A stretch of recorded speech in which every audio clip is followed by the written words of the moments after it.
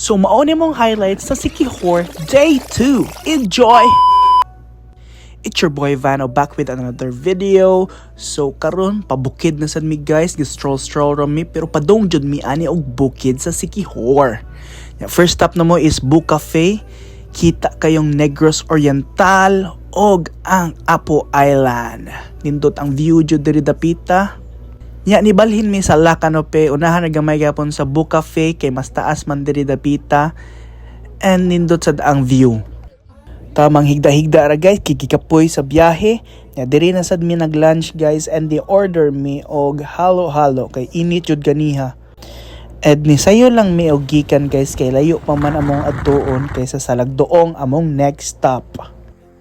Paminawa ra gun ang dagat guys, relaxing kaayo ba.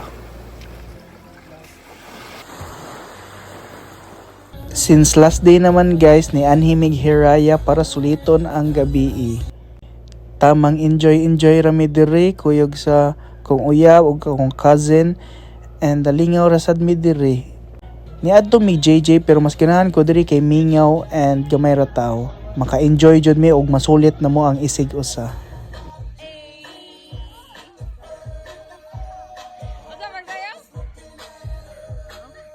So maura to guys, pauli na mi. Peace.